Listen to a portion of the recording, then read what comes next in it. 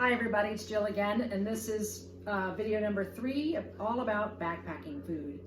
And if you enjoy cooking and eating good food in the front country, then there's no reason why you should not be able to cook and eat good food in the back country.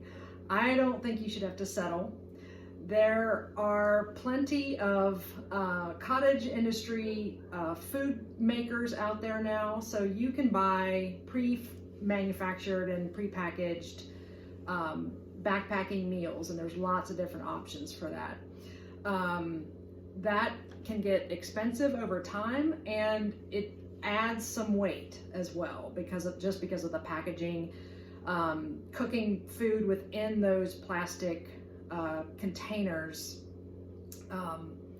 means that the containers have to be heavier to be able to hold boiling water.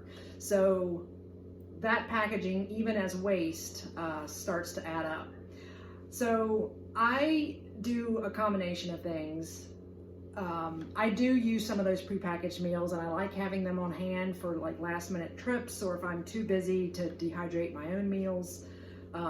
They're definitely nice to have, to fall back on. I'm really concerned about waste, and I don't really want to carry a bunch of trash out.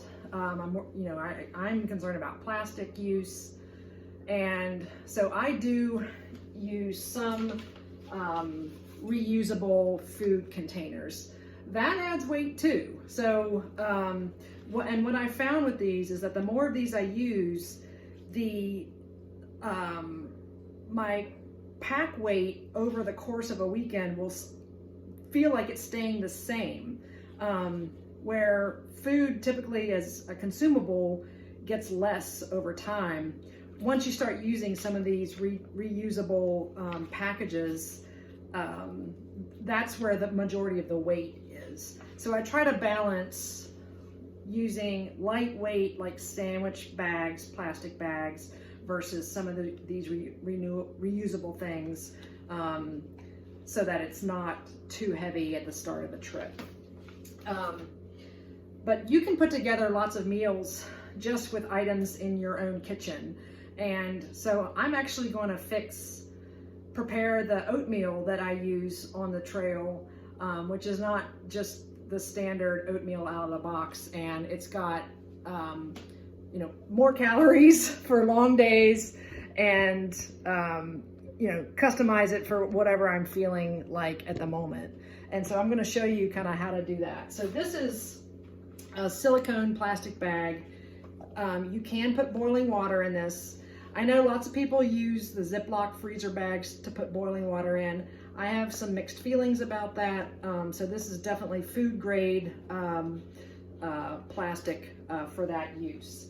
And the oatmeal recipe that I have, I don't know where I got it actually, but these are some of the cookbooks that I use for my dehydration meals, and they're all really good, and they all approach it a little differently. One thing that's interesting about what's her name, Linda Frederick Yaffe's approach is that dehydrating an entire meal is just lighter overall, and then you need less water and less fuel to rehydrate it in the backcountry. And I have definitely found that to be the case, and I'll show you some of those here in a second. But to make the oatmeal, the recipe calls for 3/4 cup of quick oats, so I put that in there, and then a 1/3 cup of dried milk. And again, you can just use items out of your cupboard, and I found some organic dried milk, and I'm not a huge stickler on measurements, so I'm just going to put that in there, and then add it to the bag like that, and then add a tablespoon of brown sugar, a tablespoon of flaxseed, put that in there. I add a 1/4 cup of nuts, so in this case I've got sliced almonds, and then I also add a 1/4 cup of dried fruit, and in this case I've got sliced dates. but again, you could use whatever you like.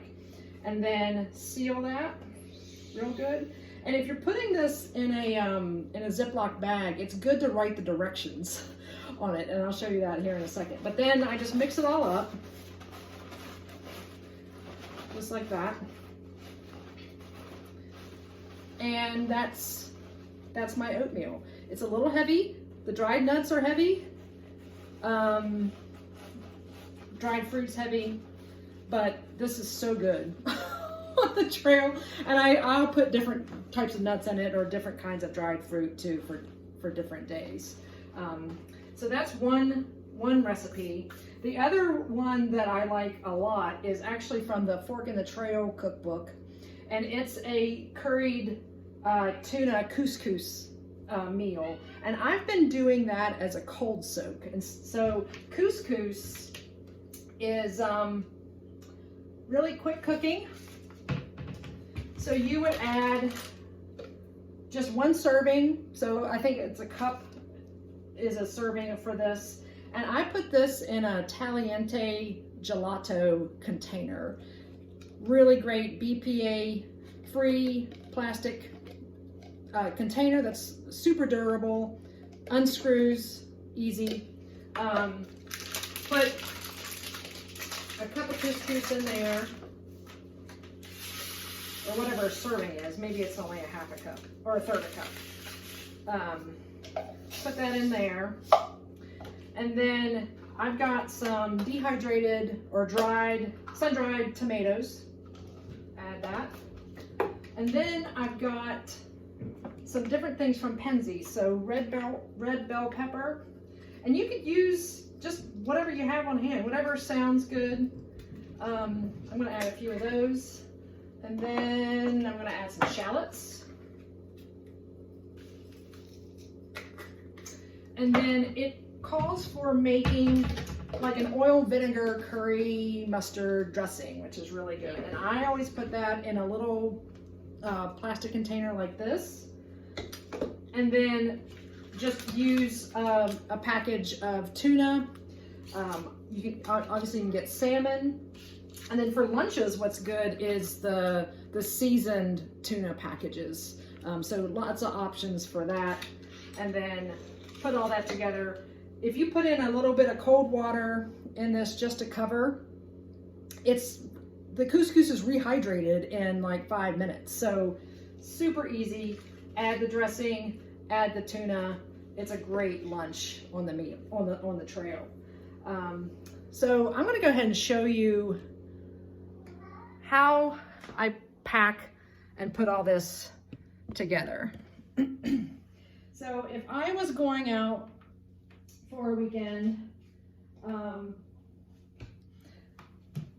I would kind of plan everything by meal. So breakfast, however many breakfasts I need, however many lunches I need, and however many dinners. I use an Ursack, and that's what this is.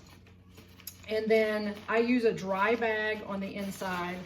Sometimes I'll use an OpSack. It depends on the location, wherever I'm going. But it seems like a dry bag is the way to go. Contents, you do need a liner of some sort. If you don't have a liner and it rains, all the contents within the Ursack is going to get wet. So you do need a dry bag on the inside. And so these are some meals that I have dehydrated. This one, I've got the directions written on it, a breakfast curry. Add water to cover and then boil and then let it sit for a little bit. This is jambalaya, so that'll be good. This is spaghetti with a tomato chickpea sauce. And it's really good. I had it last year. I make my own trail mix sometimes.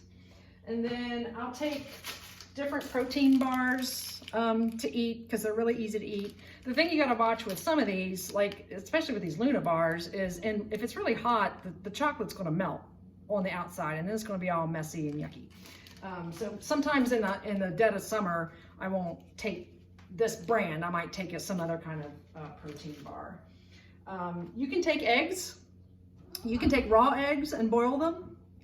You can hard boil eggs and then take them as it like that in a container like this. Coffee, I use the Medaglia d'Oro instant espresso, and I mix the powdered milk into it. What I found in the past is that adding the powdered milk separately can make it a little bit clumpy. So it seems like mixing the two together works out really well. And I just put them in these Tupperware containers. Here's a dehydrated lunch. It's bruschetta, a jar of bruschetta mixed with white beans, pureed and then dehydrated. And I would rehydrate these and use them with pita bread or maybe even English muffin.